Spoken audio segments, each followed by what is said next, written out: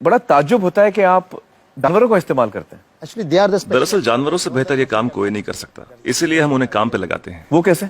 देखिए, गाय के बारे में तो हम सब जानते हैं, गाय दूध देती है, पर 4-5 बछड़े पैदा करने के बाद जब गाय दूध देना बंद कर देती है तो लोग समझते हैं कि गाय बेकार हो गई है।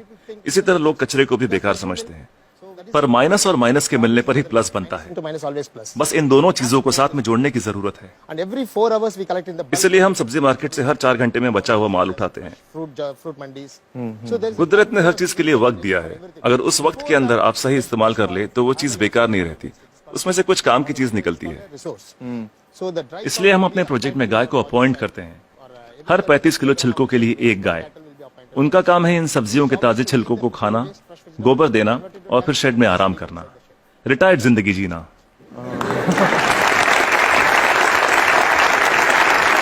within 8 hours time, सिर्फ 8 घंटे में सारा कचरा घट के गोबर के रूप में 1/4 हो जाता है, the entire waste. और इस गोबर में काफी मात्रा में ईंधन वाली मीथेन गैस Once होती the है। dung comes out, हम तुरंत गोबर को बायोडाइजेस्टर में डाल देते हैं। इसमें से मीथेन गैस निकल जाती है और हमें बिना मीथेन के गोबर का एक घोल मिलता है। methane free cow dung slurry will come out.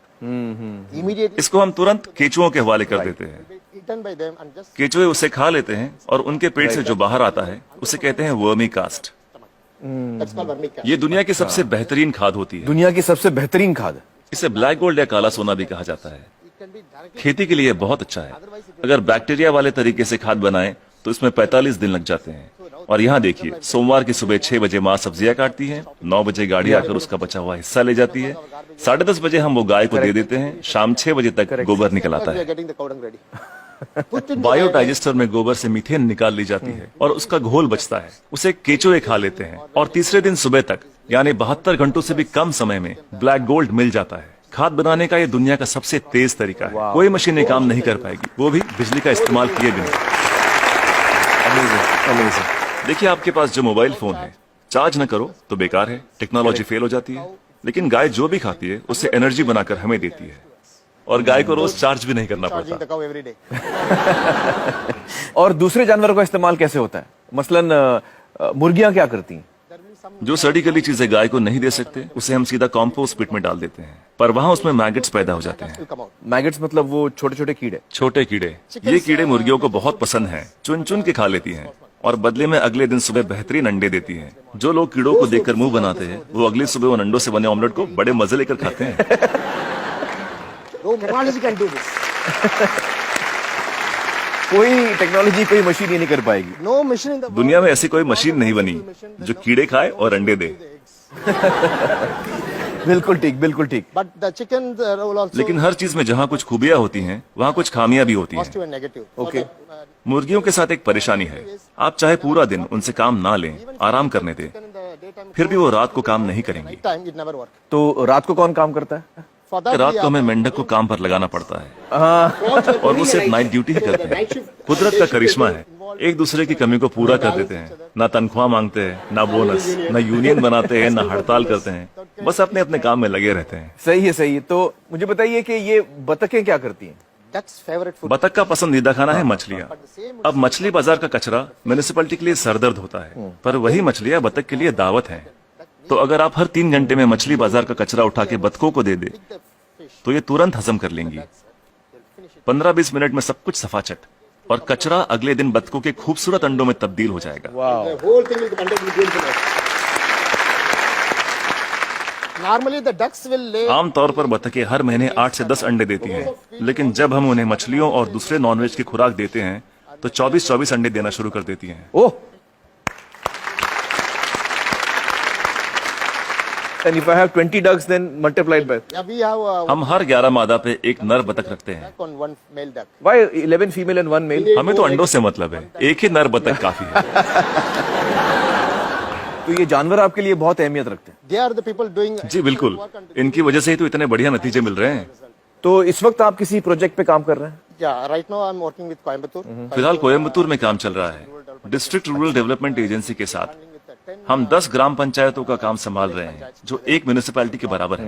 It's equal to one municipality. एक गांव में तो मैं समझ सकता हूं कि ये हो सकता है, क्योंकि वहां पर छोटे पैमाने पे करना है, लेकिन अगर बड़े पैमाने पे करना है जैसे किसी शहर में करना है, आपका जो तरीका ये मुमकिन है? बड़ी म्यूनिसिपैलिटियों की दिक्कत यह है कि शहरों में जगह कम होती है, पर हमें कचरे को 100 किलोमीटर दूर ले जाने की जरूरत नहीं। ये काम हर वार्ड में होना चाहिए, इसलिए डिसेंट्रलाइज मेथड अपनाना बहुत जरूरी है। छोटे छोटे स्तर पर करना चाहिए। Decentralize method. लोग हजारों टन कचरे से एक साथ निपटना चाहते हैं, पर ये सोच ही गलत है। अगर मैं आपको एक बड़ा कटहल दूं तो आप उसे एक साथ एक बार में खा सकते हैं, लेकिन अगर उसके छोटे छोटे टुकड़े कर दें तब खाना आसान हो जाएगा। इसलिए हर 2 किलोमीटर की रेडियस पे SLRM सेंटर होने चाहिए। SLRM सेंटर क्या होता है? Solid and liquid resource management centre. तो हर 2 किलोमीटर पे ये सेंटर होना चाहिए। जी, डिसेंट्रलाइजेशन एक कामयाब तरीका है। साथ ही कचरे को अलग अलग इकट्ठा करना भी बेहद जरूरी है। मिसाल के तौर पर सलून में से सिर्फ 6 तरीके का कचरा निकलता है। वो क्या है? महिलाओं के बाल, पुरुषों के बाल, ब्लेड, क्रीम लगे हुए पेपर या टिश्यू, आफ्टर शेव, कॉस्मेटिक्स वगैरह के डिब्बे और कुछ बचा हुआ खाना और फूल वगैरह। some flowers, other things. So we don't. हम नहीं चाहते कि ये चीजें बाकी का कचरा ले जा रहे ट्रक में मिलाई जाए। इसके लिए अलग गाड़ी होनी चाहिए। जैसे मुंबई में करीब 2000 सलून्स होंगे, 2000 saloons. एक गाड़ी सब जगह घूम के ले लेगी। हर इलाके के लिए एक छोटी गाड़ी। हाँ, अलग अलग एरिया के लिए अलग अलग गाड़ियां होंगी। हाँ। जी, सिर्फ सलून के लिए। दिन खत्म होने से पहले सब बिक जाएगा। आज की तारीख में दुनिया का सबसे कीमती कचरा है महिलाओं के बाल। 2500 रुपए प्रति किलो। वाह वाह। तो दिन भर का जो कचरा है, दिन खत्म होते होते वो इस्तेमाल भी हो जाएगा। अलग अलग इकट्ठा करें तो राज ये है, तरकीब ये है कि शुरुआत से ही मिक्स मत करो। जी, अलग अलग इकट्ठा करो और अलग अलग ही लेकर जाओ।